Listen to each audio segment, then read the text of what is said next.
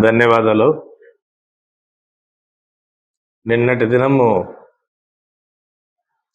MP Mithun Reddy గారు jail నుండి విడుదలయ్యి ఒక ప్రెస్ మీట్ పెట్టడం జరిగింది. ప్రెస్ మీట్ ఏమిటంటే, నేను ఏ తప్పు చేయలేదు,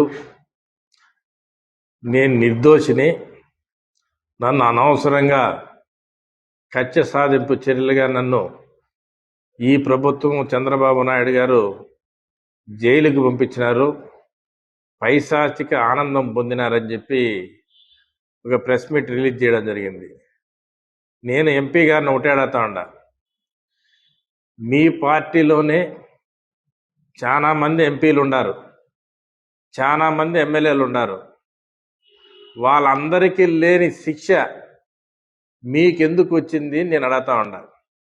ఇంతమంది లేనిది మద్య కుంభకోణం కేసులో వాళ్ళు ఎవరిని ఇరికించింది కొంతమంది మాత్రమే. దీంట్లో ఎవరైతే ఇన్వాల్వ్మెంట్ ఉందో, ఎవరైతే డబ్బులు లావాదేవీలు చేసినారో వాళ్ళ మాత్రమే ఈరోజు జైలుకి పోవడం జరిగిందని చెప్పి నేను తెలియజేస్తా ఉన్నా. మీరు లేనిపోని కళ్ళబుల్లి మాటలు చెప్పి కేసును తప్పించేదానికి మేమేదో నిర్దోషులము, మమ్మల్ని తెలుగుదేశం పార్టీ మమ్మల్ని అరెస్ట్ చేస్తూ ఉంది అని చెప్పి ప్రజలను నమ్మించే ద్రోహం చేస్తూ ఉన్నారు. నేను ఒకటే అడుగుతా ఉన్నా, మీరు తప్పు చేయలేదని చెప్పి మీరు సిట్ అధికారులు పూర్తిగా మా మీద అవినీతి ఆరోపణలు చేస్తూ ఉన్నారు, సిబిఐలు మా మీద తప్పుడు ఆరోపణలు చేస్తున్నారని చెప్పి పదే పదే చెప్పడం జరుగుతుంది. అయ్యా ఎంపీ గారు, నేను ఒకటే అడుగుతా ఉన్నా, మీరు తప్పు చేయలేదని మీ మనస్సాక్షిగా మీరు ఎక్కడైనా వచ్చి దేనికైనా నేను తప్పు చేయలేదు, నేను ఈ మధ్య కుంభకోణంలో నా హస్తం లేదని చెప్పి మీరు చెప్పగలుగుతారా ధైర్యంగా అని చెప్పి నేను ఒకటే అడుగుతా ఉన్నా. మీ మనస్సాక్షికి తెలుసు, ఆ రోజు మీరు చేసిన పొరపాటు తప్పుని మీకు తెలుసు. కల్తీ మద్యాన్ని తాపించి ఈ రాష్ట్రంలో ప్రజలను ఎంతోమంది ప్రాణాలు కోల్పోయిన సంగతి కూడా మీకు తెలుసు. తప్పని తెలిసినా కూడా ఆ రోజు మీరు చేసినారు. ఎందుకంటే మీకు అంత పెద్ద ఎత్తున మీ నాయకుడు అండలు ఉన్నాయి కాబట్టి వాళ్ళ ప్రోద్బలంతో మీరు తప్పు చేసింది వాస్తవమే అని చెప్పి మేము తెలియజేస్తున్నా.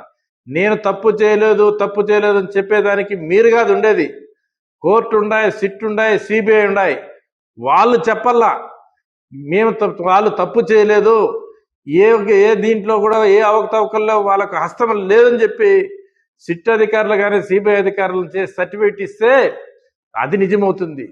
మీ అంతకు మీరే సెల్ఫ్ డబ్బాలు కొట్టుకుంటూ మేము తప్పు చేయలేదు అని చెప్పి చెప్పుకుంటున్నారు. అదే చెవిరెడ్డి భాస్కర్ రెడ్డి కూడా అదే చెప్తా ఉన్నాడు.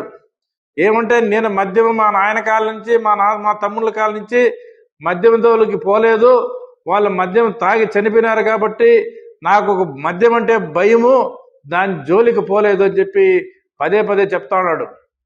నువ్వు మద్యం జోలికి పోలా, మద్యం నువ్వు తాగలా, మద్యం నువ్వు అంటుకోలా, కానీ మద్యంలో వచ్చిన డబ్బును నువ్వు లావాదేవీలను ఎక్కడెక్కడ ఇన్వెస్ట్మెంట్లు చేసి ఎక్కడెక్కడ నువ్వు మీ పెద్ద నాయకులకు పంపించింది వాస్తవం అని చెప్పి నేను తెలియజేస్తా ఉన్నా.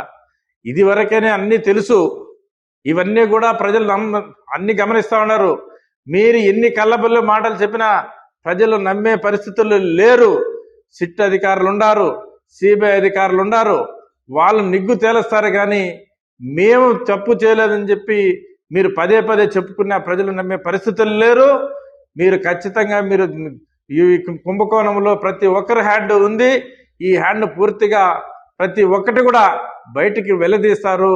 మీరు ఎట్టి పరిస్థితుల్లో చట్టానికి తప్పించుకునే ప్రయత్నం చేసేదానికి ఎన్ని ప్రయత్నాలు చేసినా తప్పించుకోలేదని చెప్పి తెలియజేసుకుంటూ, మీరందరూ కూడా దీంట్లో ఎవరెవరు ఇన్వాల్వ్మెంట్ అవుతూ ఉన్నారో, ఈ మద్యం కేసులో ప్రజల ప్రాణాలతో చెలగాటమాడినారో వాళ్ళందరూ కూడా దోషులుగా నిలుస్తారని చెప్పి తెలియజేస్తున్నారు.